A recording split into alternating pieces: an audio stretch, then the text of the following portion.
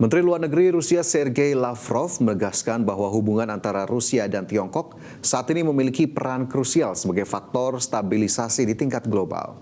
Bahkan kerjasama kedua negara menjadi sangat penting bagi negara lain yang menginginkan kondisi dunia kembali stabil dan berkelanjutan.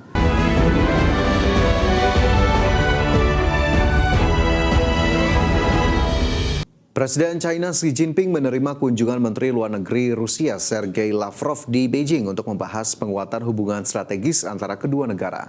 Pertemuan tingkat tinggi ini menyoroti peran penting aliansi Moskow-Beijing dalam menjaga stabilitas internasional di tengah situasi dunia yang kian tidak menentu. Menteri Luar Negeri Rusia Sergei Lavrov menegaskan bahwa hubungan antara Rusia dan Tiongkok saat ini memiliki peran krusial sebagai faktor stabilisasi di tingkat global.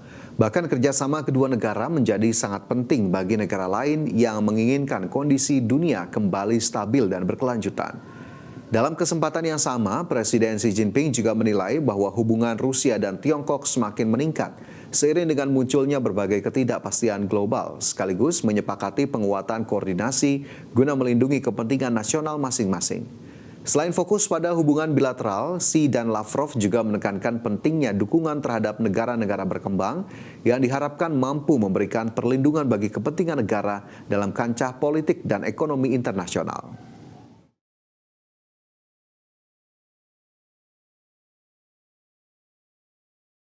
Di tengah gejolak perekonomian dunia akibat konflik di Timur Tengah, produk domestik bruto China meningkat 5% di kuartal 1 2026. Sektor manufaktur masih menjadi penopang pertumbuhan di tengah penurunan investasi sektor properti. Produk domestik bruto China tercatat tumbuh 5% secara tahunan pada 3 bulan pertama tahun ini. Capaian tersebut melampaui proyeksi ekonomi yang sebelumnya memperkirakan pertumbuhan di angka 4,8%. Kinerja pertumbuhan tersebut diraih di tengah eskalasi konflik di Timur Tengah sejak 28 Februari lalu yang memicu gangguan signifikan pada pasokan energi global, di mana negara-negara Asia menjadi kawasan yang paling terdampak oleh lonjakan harga energi termasuk China. Sepanjang kuartal 1 2026, sektor manufaktur menjadi pendorong utama bagi pertumbuhan ekonomi China, meskipun tekanan dari penurunan investasi properti masih membayangi kinerja ekonomi secara keseluruhan. Namun demikian, dampak penuh dari perang Iran diperkirakan belum sepenuhnya tercermin dalam data saat ini. Dari sisi eksternal, China juga menghadapi tekanan tambahan berupa krisis energi akibat konflik Iran, serta meningkatnya ketegangan perdagangan global, termasuk kebijakan tarif yang diterapkan Presiden Amerika Serikat Donald Trump. Berbagai sumber IDX Channel.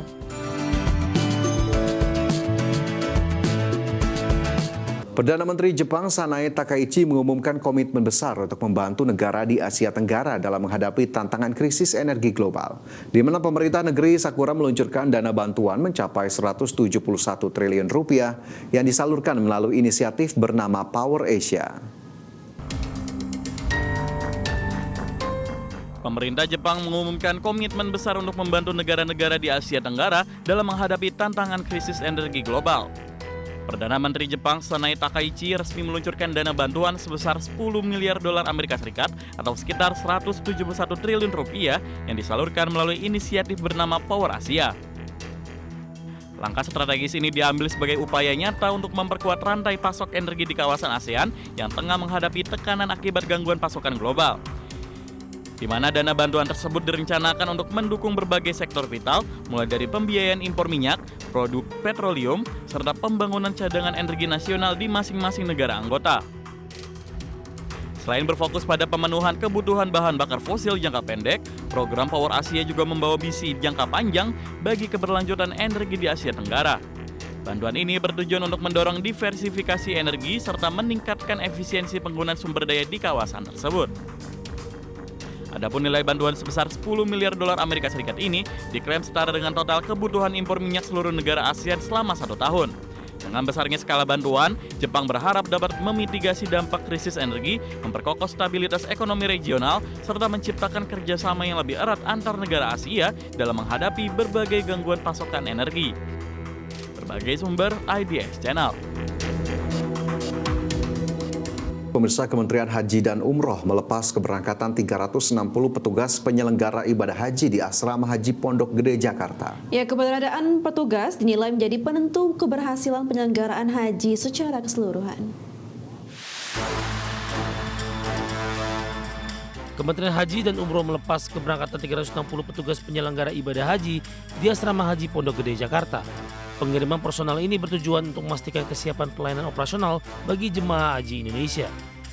Dalam arahannya, Wakil Menteri Haji dan Umroh Dhanil Anzar Simanjuntak menegaskan keberadaan petugas merupakan penentu keberhasilan penyelenggaraan haji secara keseluruhan. Petugas diminta menjaga kepercayaan publik dan ekspektasi besar yang diletakkan di pundak mereka. Kami titip sepenuhnya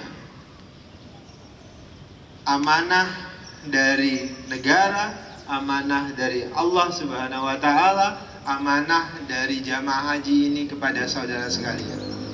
Ujung tombak dari suksesnya haji 2026 ini adalah Anda semuanya. Dengan latar keragaman profil jemaah dan pendekatan pelayanan yang berbeda-beda, Daniel meminta tidak ada diskriminasi dalam pemberian bantuan kepada jamaah selama berada di Tanah Suci. Jakarta, Tim Liputan ADXN.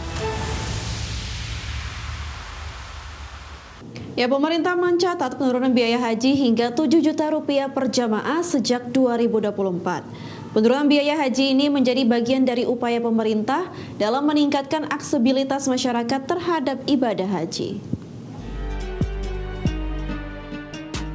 Pemerintah mencatat pencapaian signifikan dalam menekan biaya penyelenggaraan ibadah haji dalam 2 tahun terakhir.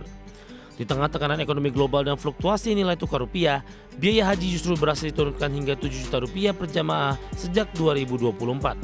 Angka ini dinilai cukup signifikan mengingat besarnya tantangan yang dihadapi pemerintah dalam menjaga stabilitas biaya. Menteri Haji dan Umroh Muhammad Irfan Yusuf mengungkapkan penurunan biaya haji ini menjadi bagian dari upaya pemerintah dalam meningkatkan aksesibilitas masyarakat terhadap ibadah haji, sekaligus menjaga keberlanjutan sistem pembiayaan. Mengingat pemerintah menghadapi tantangan serius yang berasal dari faktor eksternal, terutama fluktuasi nilai tukar rupiah terhadap mata uang asing. Kemudian tahun ini dengan kerjasama dengan DPR Komisi 8 tentu kita hitung-hitung lagi, utak-atik lagi, alhamdulillah kita bisa tekan lagi menjadi di bawah, turun 2 juta menjadi 87,7 juta, sementara yang harus dibayar oleh jamaah haji sudah 54 juta sekian, sementara yang 33 juta sekian itu dibayar melalui nilai manfaat dana yang dikelola oleh BPKH. Jadi selama 2 tahun ini pemerintah sudah menurunkan biaya haji sebesar 7 juta rupiah. Penurunan biaya haji di tengah tekanan nilai tukar rupiah ini menunjukkan adanya strategi efisiensi yang dijalankan pemerintah. Langkah ini tidak hanya mencerminkan pengelolaan anggaran yang lebih baik, tetapi juga respons terhadap kondisi ekonomi global yang dinamis. Jakarta, Tim Liputan ADXN.